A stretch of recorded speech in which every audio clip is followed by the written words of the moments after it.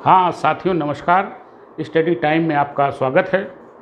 और जैसा कि आप जानते हैं कि जो 12th क्लास की नागरिक शास्त्र का जो चौथा अध्याय है, सत्ता के वैकल्पिक केंद्र, तो अभी मैंने अपने पिछले लेक्चर में चीन को एक महाशक्ति के रूप में बताया था, और आज मैं अपने इस लेक्चर में आपको पिछले शीत युद्ध की समाप्ति के 30 वर्षों के दौरान चीन का एक महाशक्ति के रूप में उदय तो आपने पढ़ा, लेकिन दो दुनिया में ऐसे अंतर्राष्ट्रीय संगठन हैं जो अपनी जब वो संगठित हुए थे, जब वो बने थे, तब से लेके अब तक की अपनी यात्रा में वो बेहद सफल साबित हुए। तो जो हमारा आर्थिक संगठन है, जो सबसे जिसका बताना यहाँ पे सत्ता के वैकल्पिक केंद्र के रूप में कहें या एक शक्ति के रूप में कहें दुनिया में, जिसका वर्णन करना बेहद ज़रूरी है, वो है यूरोपीय संघ। यूरोपीय यूनियन इंग्लिश में कहते हैं, संक्षेप में इसको ईयू कहते हैं, और हिंदी में कहते हैं यूरोपीय संघ। तो आज हम यूरोपीय संघ के विषय में थोड़ा सा जान लेते हैं कि ये आर्थिक शक्ति के रूप में किस प्रकार से उभरा है। तो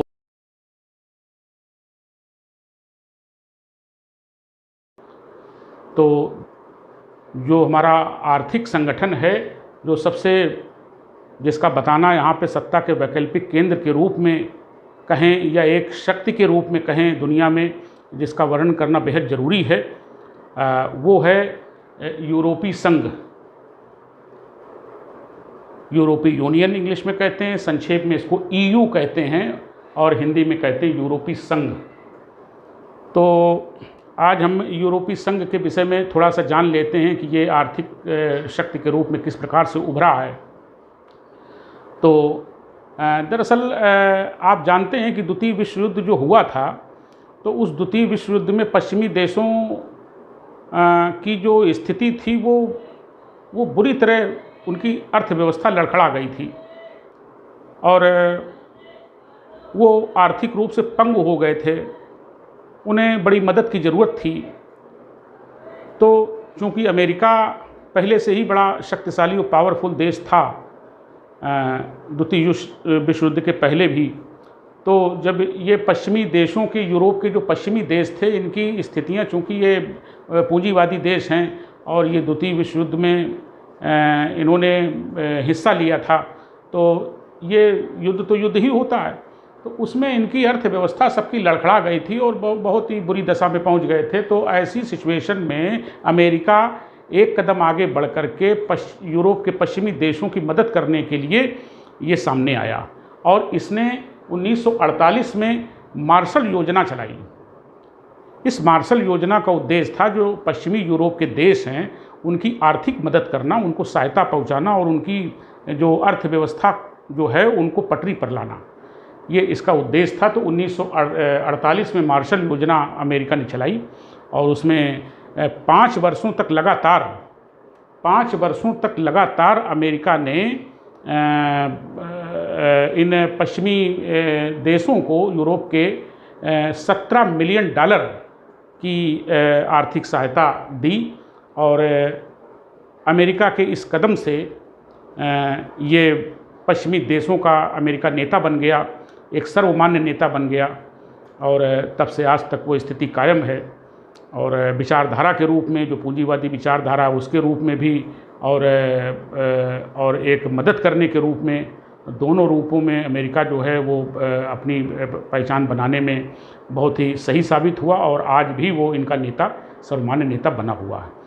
तो लेकिन अब 1948 में जो मार्शल योजना है, ये आर्थिक मदद के साथ साथ यूरोपीय संघ का गठन, यहीं से इसकी शुरुआत मानी जाती है यूरोपीय संघ के गठन की। तो 1948 में जैसे ही मार्शल योजना आई, तो 1949 में ही पश्चिमी यूरोप के देशों ने एक संगठन बनाया, यूरोपीय परिषद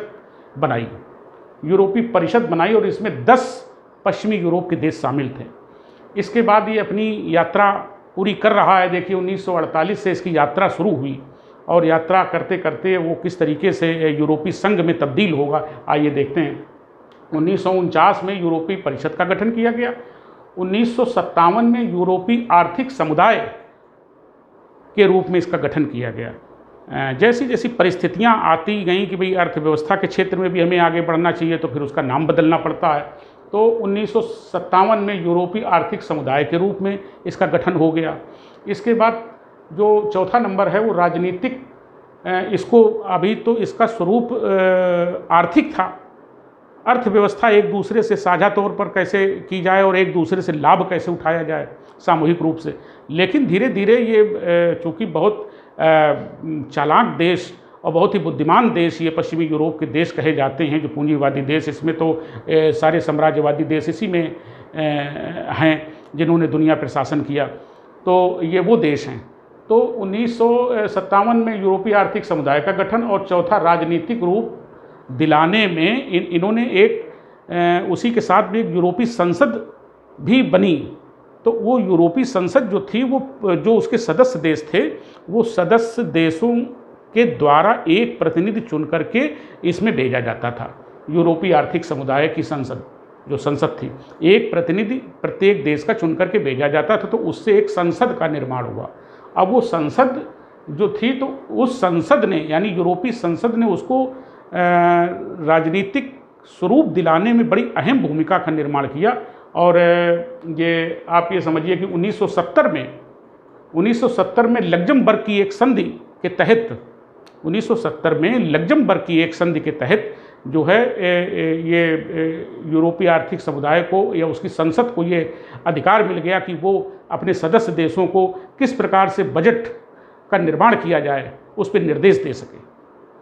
ये एक राजनीतिक अधिकार है, एक बहुत बड़ा राजनीतिक अधिकार है, और इस राजनीतिक अधिकार को दिलाने के लिए यूरोपीय संसद का विशेष महत्वपूर्ण योगदान है।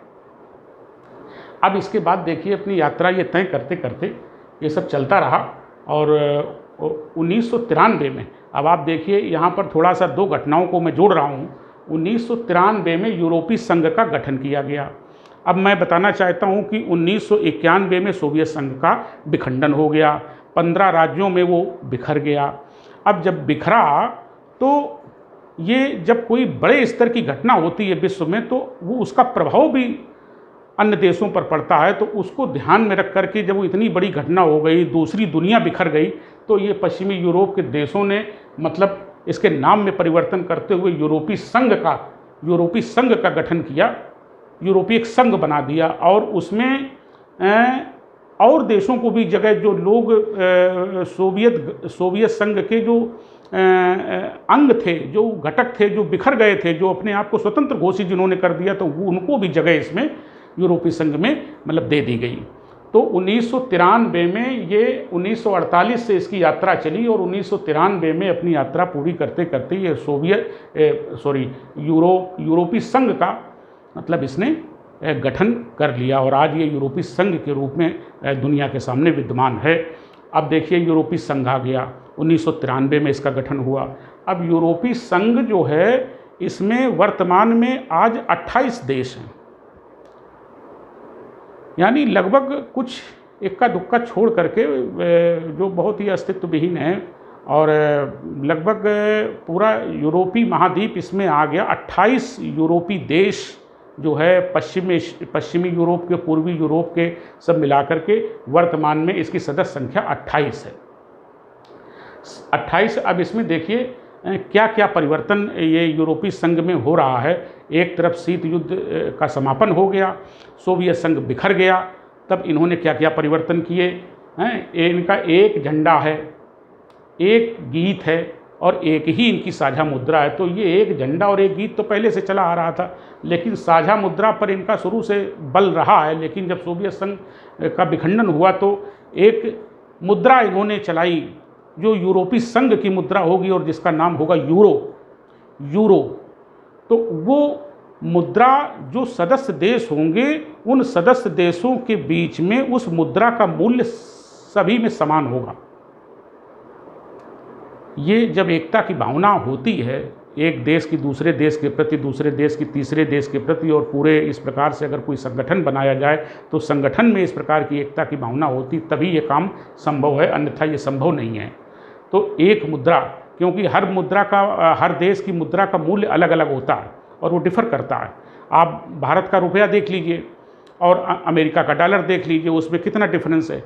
और चाइना का युआन देख लीजिए और अमेरिका का डॉलर देख लीजिए, चाइना का युआन देख लीजिए, भारत का। इस तरीके से पूरे देश की हर देश की अपनी अपनी अपनी अलग अलग मुद्रा होती है, उसकी कीमत अलग अलग होती है। लेकिन इस प्रकार का संगठन बनाने से ये मुद्रा पूरे यूरोपीय संघ की मुद्रा हो गई और सभी देशों में उसका मूल्य समान हो गया। तो सभी देशों के बीच में जो आपसी व्यापार होगा वो ये समान मुद्रा यूरो के आधार पर ही होगा।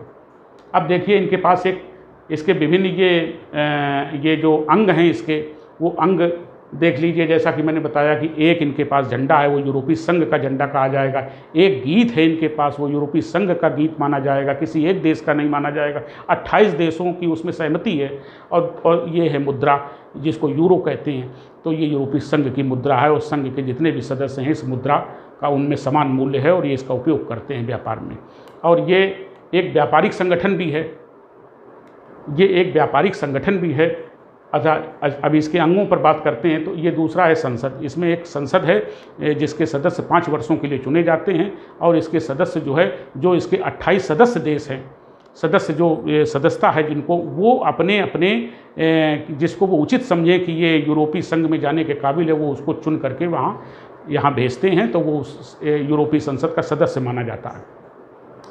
इसके बाद अगर संसद है तो उसकी मंत्रिपरिषद भी होगी, ये फैसले लेती है, निर्णय लेती है। एक न्यायिक अदालत है कि यूरोपीय संघ से संबंधित जितने भी विवाद होंगे उन विवादों का जो निपटारा होगा उसके लिए कोई बाहर की संसद नहीं, अंतर्राष्ट्रीय न्यायालय जो हेग शहर में है उससे हमें मतलब नहीं है, हमारा खुद का न्यायालय होगा।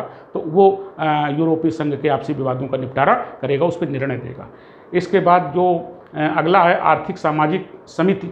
तो अर्थव्यवस्था, जो सदस्य राष्ट्रों की जो अर्थव्यवस्था है और जो उनमें सामाजिक भाव है, उनमें आपस में तालमेल कैसे बिठाया जाए, संबंधों को कैसे मजबूत बनाया जाए, तो ये उस संबंध पे अपने ये विचार प्रस्तुत करती रहती है और उस पर जो उचित होता है उस पर क्रियान्वयन होता रहता है।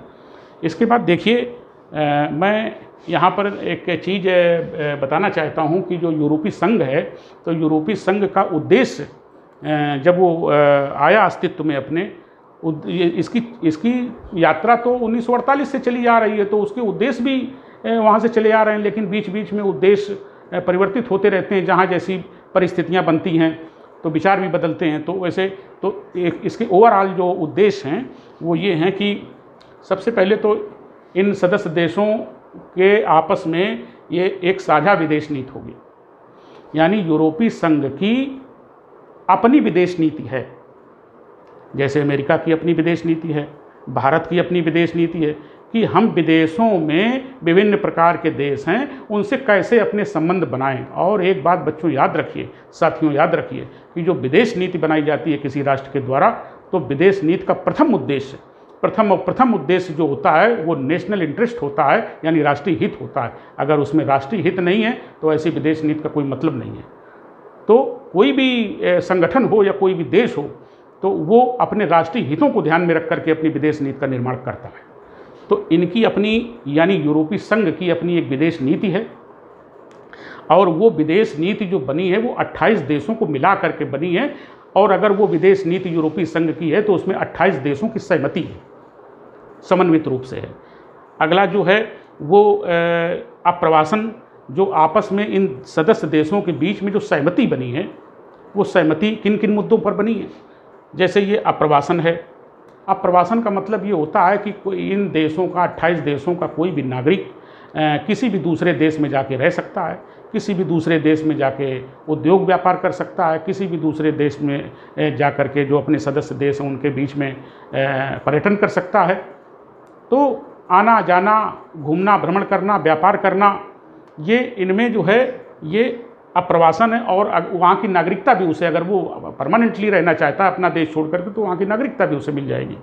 तो ये अप्रवासन का मतलब हो गया। नशीले पदार्थ, अगर सदस्य देशों के बीच में ऐसी कोई गैंग है या कोई ऐसा ग्रुप है जो मतलब इल्लीगल ढंग से नशीले पदार्थ का वितरण कर रहा है, लोगों समाज को बर्बाद कर रहा है, तो इस प्रकार से वो देश जहाँ पर ये है वो यूरोपीय संघ को इसकी सूचना देगा और उसको पकड़वाने में और पूरा सहयोग अपना देगा। इसके बाद अपराधों पर साझा नियंत्रण, विभिन्न प्रकार के अपराध होते हैं, दुनिया में हर जगह अपराध होते हैं, तो यूरोपीय संघ में चाहे जितने विकसित हों अपराध तो सब जगह होते रहते हैं, तो अपराधों पर नियंत्रण जो है, अगर कोई बड़ा अपराधी ग्रुप है, कोई गैंग है, माफिया है, तो उस पर एक देश की अगर नहीं चल पा रही है, जिस देश में वो है उस देश का नहीं चल पा रहा है, जैसे आप देखते हैं अफ़गानिस्तान में तालिबान है, अब अफ़गानिस्तान सरकार की कभी कभी नहीं चल पाती है, तालिबान वहाँ पर बहुत शक्तिशाली हो जाता है, तो अब वो अफ़गानिस्तान तो अकेला है, लेकिन यहाँ पर ये 28 देश साझे में हैं, तो अगर एक देश के बस का नहीं है कोई अपराध नियंत्रण करना, तो साझे में मिल करके सब देश उसका नियंत्रण करेंगे, एकजुट होकर के उसका सामना करेंगे। इसके बाद ये वहाँ पर एक केंद्रीय बैंक है, क्योंकि मुद्रा आएगी, व्यापार होगा, और वो पैसा कहाँ जाएगा, लेन देन कैसे किया जाएगा, तो वहाँ केंद्रीय बैंक है। और यूरो तो मैंने बताया कि वहाँ की साझी मुद्रा है यूरो 28 देशों की। तो ये अब यहाँ पर बात हो रही है, ये तो मैंने सारे फैक्ट आपको बताए, लेकिन अब सवाल ये है कि जो हमारा जो विषय है सत्ता का वैकल्पिक केंद्र, तो पिछले 30 सालों में अमेरिका के सामने उसको चुनौती देने वाली या उसके थोड़ा सा 19-20 जो महाशक्तियाँ जो उभर के सामने आई हैं, तो उनमें एक तो मैंने उदाहरण दिया चाइना का उदय का एक महाशक्ति के रूप में, दूसरा मैंने आपको यूरोपीय संघ के विषय में बताया। तो अब सवाल ये है कि यूरोपीय संघ किस प्रकार से ये महाशक्ति के रूप में आज ये चुनौती दे रहा है अमेरिका को, तो ज़रा इसको थोड़ा सा समझ लें।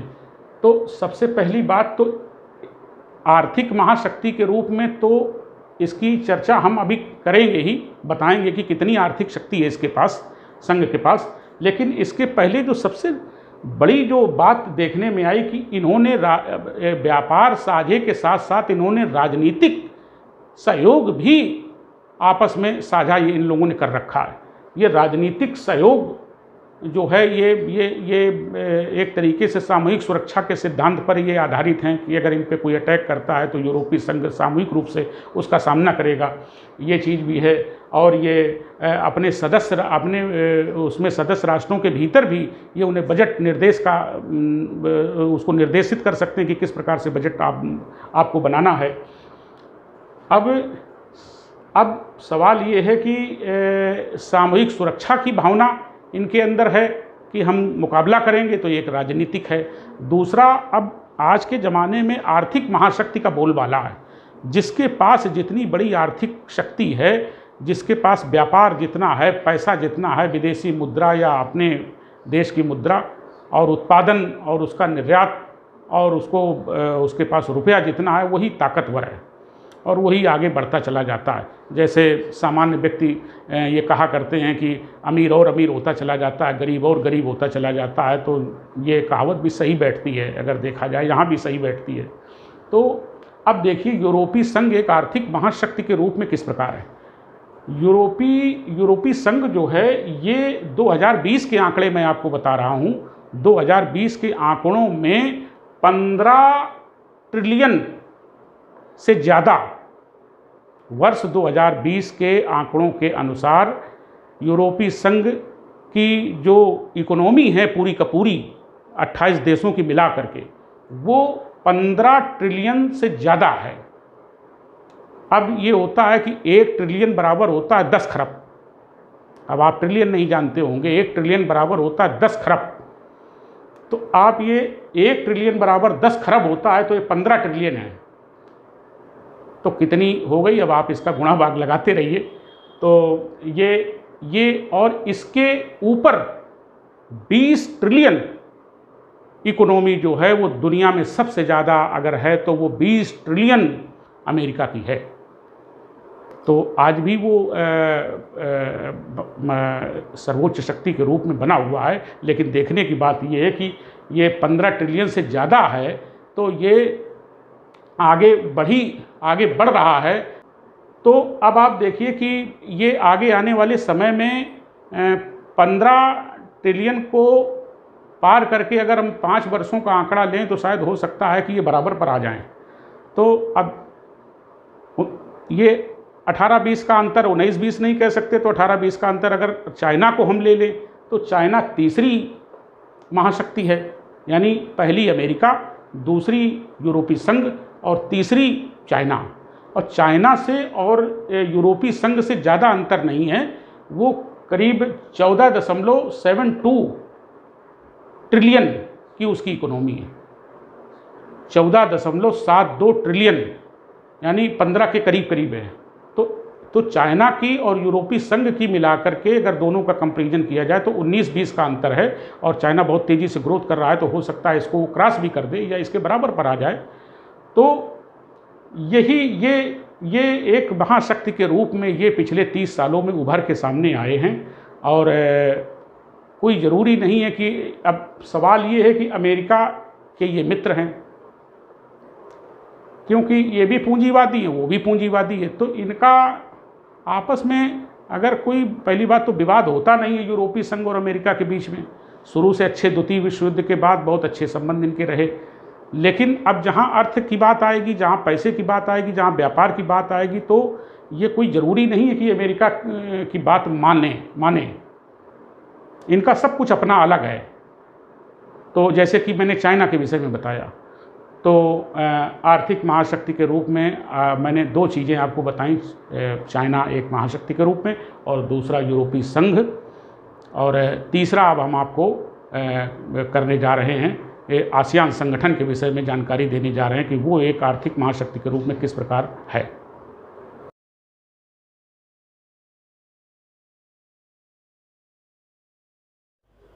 तो अब हम आसियान पर चर्चा करेंगे।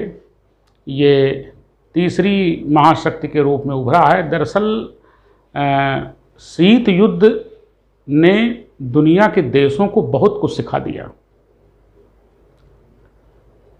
ये एक तरीके से देखा जाए तो ये चाहे यूरोपीय संघ हो, भले ही वो पहले से उसका गठन विभिन्न नामों से होता चला आया है, लेकिन यूरोपीय संघ जो बना, जो आज अस्तित्व में है, वो भी शीत युद्ध के बाद ही बना। और ये शीत युद्ध के दौरान इसका भी गठन हुआ। तो शीत युद्ध हमारे विश्व राजनीति की एक बहुत बड़ी घटना है, एक मील का पत्थर है। इससे दुनिया के देशों ने जो 2 महाशक्तियों के आपस में टकराव, प्रतिद्वंद्विता से बहुत कुछ सीखा। तो राजनीति हमको बहुत कुछ सिखाती है बच्चों।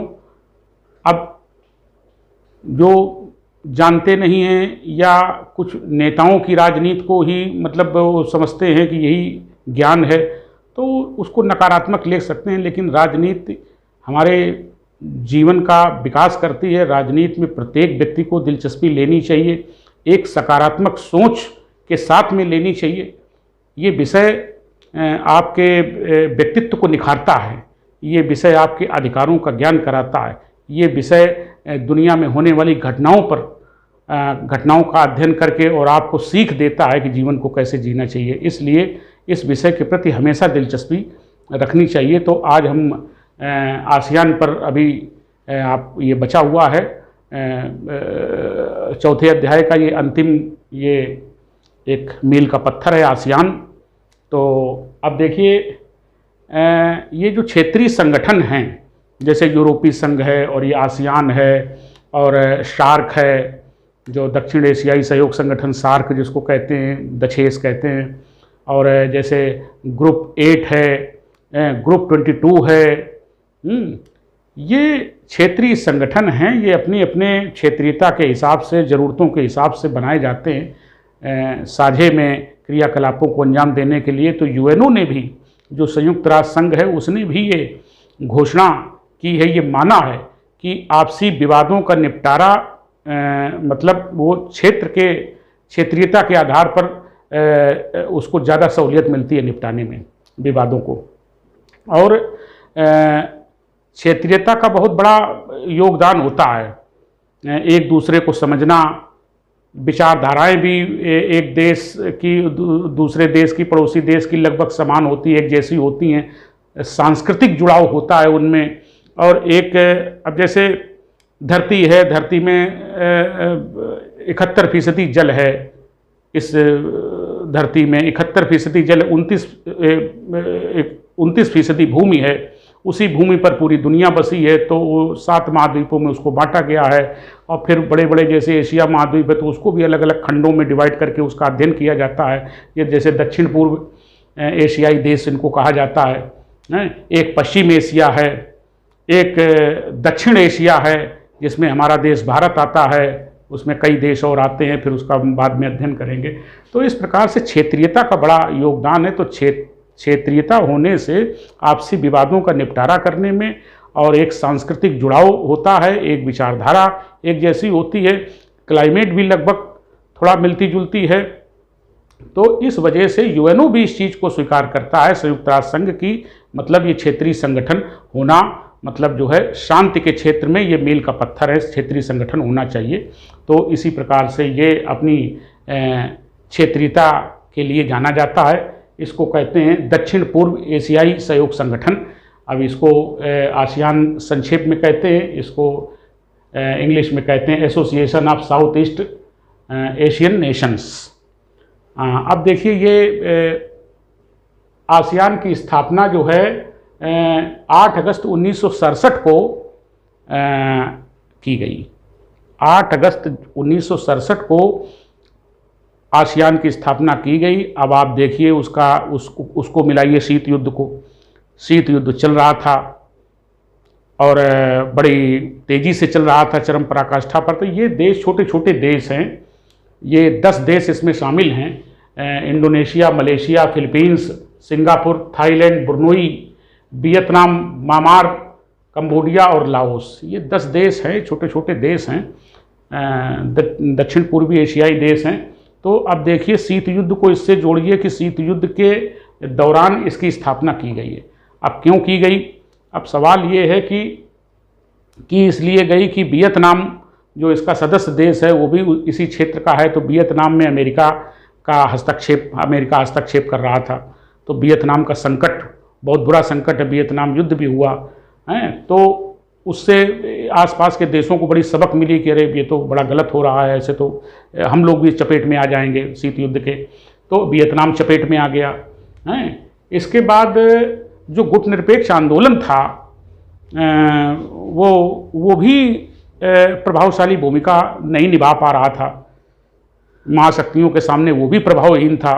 देखने में तो बहुत बड़ा गुट माना जाता है और स्थापना हुई आज भी है, लेकिन उस समय बहुत ज़्यादा वो भूमिका में नहीं था। तो उसकी असहाय की स्थिति उसकी देख करके कि प्रभावहीन है, ज़्यादा कोई उसकी विशेष भूमिका नहीं है, तो इन देशों ने आपस में ये फैसला किया कि भाई क्यों ना एक क्षेत्रीय संगठन बनाया जाए। ऐसी समस्याएं, शीत युद्ध चल रहा है, ऐसे में कोई भी देश शिकार हो सकता है। तो तब उसी को ध्यान में रख करके वियतनाम हुआ भी शिकार, समझे, और उसका कोरिया का संकट भी था। तो उसमें ये चीज़ें जो है ये आसियान का गठन किया गया। इसमें 10 देश शामिल हैं जैसा कि मैंने आपको बताया, और इसके उद्देश्य जो है वो आपस में परस्पर साझे के हैं। साझा प्रयासों के द्वारा ये आर्थिक विकास और सामाजिक उन्नति और सांस्कृतिक विकास पर ध्यान देंगे। आपस में सदस्य देश एक दूसरे के साथ मिल करके यानी सामाजिक उन्नति पे ध्यान देंगे, आर्थिक विकास पे ध्यान देंगे और ये सांस्कृतिक विकास पर ये ध्यान देंगे और इस पे आगे कदम बढ़ाएंगे, विकास की ओर आगे बढ़ेंगे। और इसके बाद शांति और स्थायित्व को विश्व में, जो अपने क्षेत्र में भी है और विश्व में भी है, शांति और स्थायित्व का ये समर्थन करेंगे, उसको बढ़ावा देंगे। और यूएनओ के चूँकि सदस्य भी हैं ये, तो यूएनओ के चार्टर के उसके नियमों के अनुसार ये अपनी कार्यप्रणाली को आगे बढ़ाएंगे। उस पर यूएनओ में इनका विश्वास है। और इसके बाद कृषि, उद्योग, व्यापार और संचार को बढ़ावा देंगे आपसी सदस्य देशों के बीच में, यानी कृषि, उद्योग, व्यापार और संचार को ये आपसी सहयोग से इन चीज़ों को बढ़ावा देंगे और अंतर्राष्ट्रीय संगठनों के साथ जो दूसरे अंतर्राष्ट्रीय संगठन हैं उनके साथ मतलब एक अच्छा तालमेल बनाने की कोशिश करेंगे, बैर नहीं रखेंगे। तो अब देखिए इनके विचार बड़े अच्छे हैं, तो इनके इतने अच्छे विचार हैं कि उस अच्छाई को एक सिद्धांत का रूप दे दिया गया है, एक शैली का रूप दे दिया गया है कि भाई बड़ी गजब की शैली है इनकी। तो वो शैली क्या कहलाती? आसियान शैली। आप शैली से समझते हैं कि किसी के गाना गाने की शैली, किसी एक व्यक्ति की, एक छोटे से व्यक्ति को लीजिए, एक व्यक्ति को लीजिए तो आप इसको ज़्यादा अच्छे ढंग से समझ सकते हैं कि गुरुजी आसियान शैली से क्या बताना चाहते हैं। जैसे एक व्यक्ति होता है तो उसकी जो कपड़े पहनने की शैली, कुछ बच्चे जीन्स ही पहनना पसंद करते हैं, वो दूसरी कोई चीज़ पसंद नहीं करते, तो उसकी जीन्स की, भाई जीन्स ही पहनता है तो उसकी अपनी शैली है।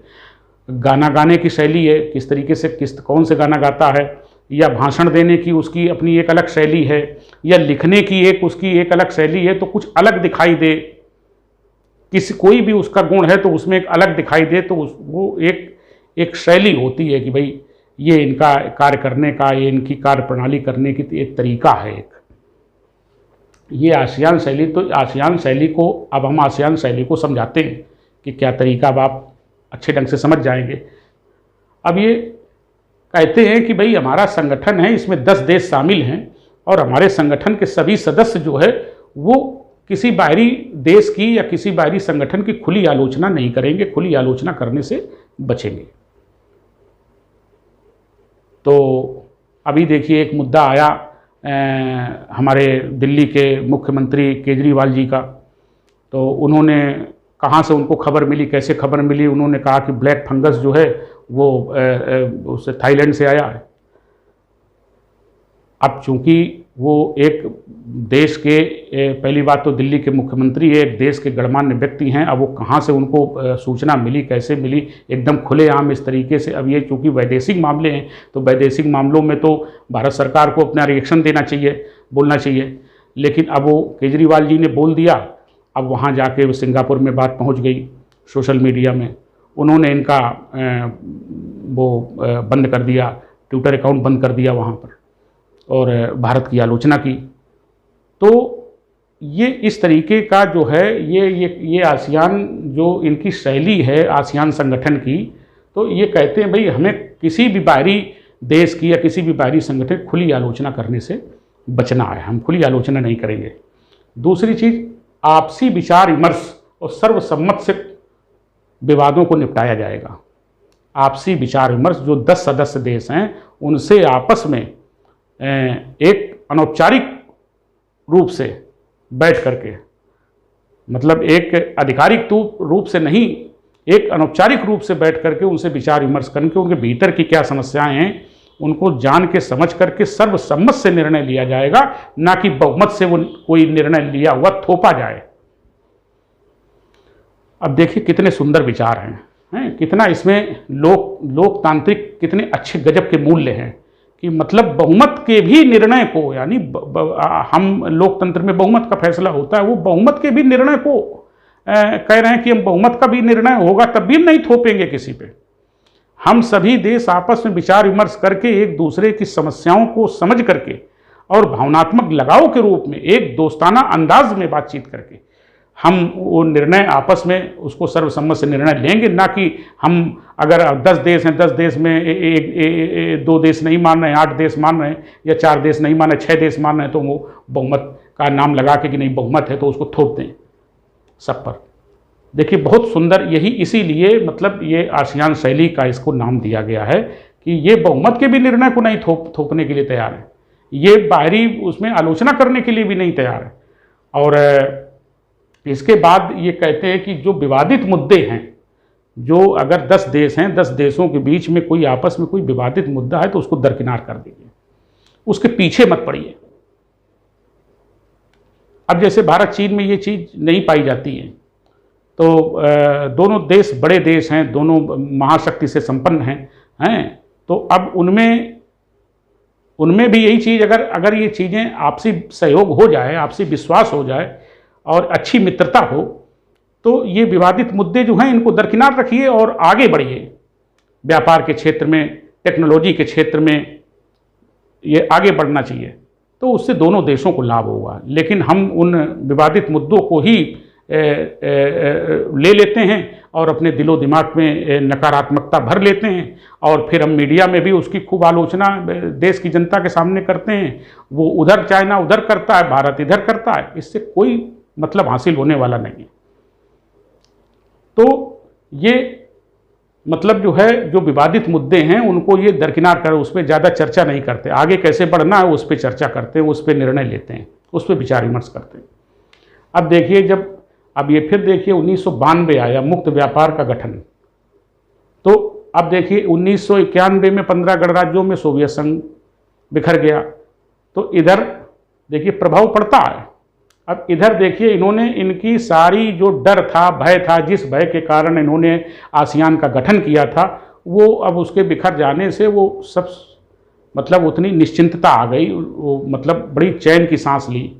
तो इन्होंने तुरंत जो है 1992 में मुक्त व्यापार समझौते का गठन किया, और आगे उसको अब इस समय आज के हालात में 10 देशों के बीच में पूरा मुक्त व्यापार समझौता है, और चीन के साथ में भी मुक्त व्यापार समझौता कर लिया है, भारत के साथ में भी मुक्त व्यापार। हालांकि भारत और चीन और अमेरिका, इस तरह ये जो कई एक देश हैं, ये एक संवाद साथी के रूप में हैं, ये उसके सदस्य देश नहीं है, ये उसकी बैठकों में हिस्सा लेते हैं एक प्रतिनिधि के रूप में, ये उसके सदस्य देश नहीं है। और भारत ने भी आसियान के महत्व को समझा है, और अपनी एक विदेश नीति बनाई है जिसका नाम है पूर्व की ओर देखो।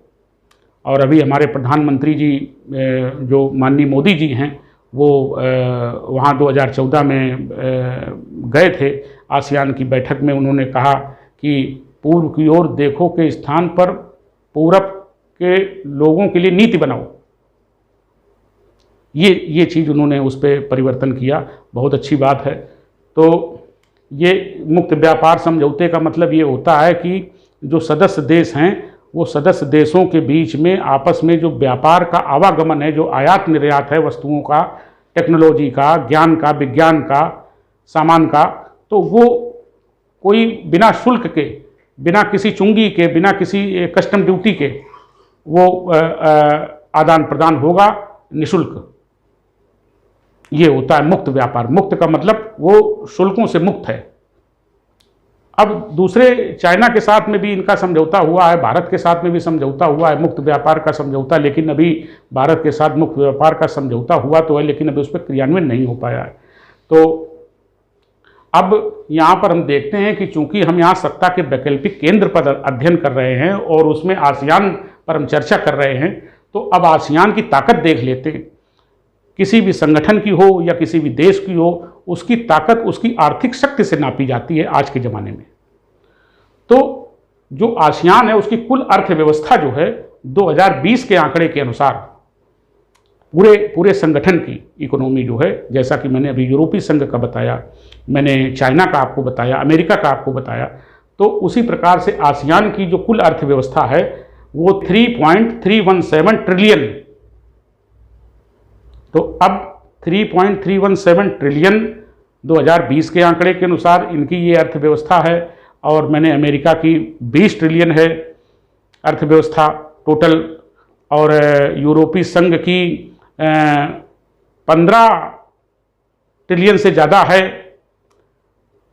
टोटल इकोनॉमी यूरोपीय संघ की, पूरे संगठन की, और चाइना की लगभग 15.25 है, यानी 14.75 उसकी जो टोटल इकोनॉमी है, और आसियान की जो है वो 3.317 इनकी ट्रिलियन जो है, यानी 1 ट्रिलियन बराबर 10 खरब मैंने बताया था वो होता है। तो ये इनकी अर्थव्यवस्था है, और ये चूँकि इनका चैप्टर में, इसलिए संगठन और भी हैं उनकी अलग अलग मतलब महत्व है उनका, लेकिन चैप्टर में इन्हीं तीनों को दर्शाया गया है। एक आर्थिक महाशक्ति के रूप, पहली बात तो ये कि ये जब से इनका गठन हुआ तब से निरंतर ये फेल नहीं हुए और ये कमज़ोर नहीं पड़े, ये निरंतर आगे बढ़ते गए। इनमें सकारात्मक पॉजिटिविटी ज़्यादा है। जैसे हमारे दक्षिण एशिया का संगठन है, दक्षिण एशियाई सहयोग संगठन, सार्क जिसको कहते हैं, दक्षेस कहते हैं, अब उसमें 8 देश शामिल हैं। तो उसमें भारत पाकिस्तान की इतनी आपस में नकारात्मकता है, इतनी वैमनस्यता है कि वो आगे बढ़ ही नहीं पाता। और बिना भारत पाकिस्तान जब तक सहयोग नहीं एक दूसरे का करेंगे तब तक वो संगठन आगे नहीं बढ़ सकता, क्योंकि दूसरे देश इतना बड़ा महत्व नहीं रखते, इतनी बड़ी भूमिका में नहीं है। तो अब वो जितनी तरक्की करनी चाहिए थी सन 1985 में वो बना था, वो उसमें भारत सबसे बड़ा देश है, 1985 में बना था, लेकिन वो तरक्की उतनी नहीं कर पाया, तो आपसी वैमनस्यता के कारण। लेकिन इनमें वो चीज़ नहीं है, इनमें क्षेत्रीयता है परस्पर, और सांस्कृतिक समानता है, विचारधारा की समानता है। और ये 1967 में इसका, यानी उससे काफ़ी पहले गठन हुआ था, तब ये निरंतर अपने विकास के पथ की ओर अग्रसर है। और आज ये संगठन अपनी बहुत मजबूत स्थिति में है, और टोटल इसकी इकोनॉमी जो है वो ये मैंने बताई इतनी है 3.317 ट्रिलियन। तो ये मजबूती के साथ में ये उभरे यूरोपीय संघ और चाइना और आसियान, ये मतलब जब से ये गठित हुए, और उसको क्या कहते हैं, द्वितीय विश्व युद्ध के बाद और शीत युद्ध की समाप्ति के बाद ये उभर करके मेरे सामने मतलब आए। शीत युद्ध की समाप्ति के बाद पिछले 30 सालों में ये शक्तियाँ उभर के सामने आई, जो अमेरिका को, ये कोई ज़रूरी नहीं है कि अमेरिका जैसा कहेगा वैसा होगा, अब उसका जवाब दे सकती हैं, उसकी बात मान भी सकती हैं और नहीं भी मान सकती। तो ये चैप्टर आपका बच्चों समाप्त हो गया। नमस्कार।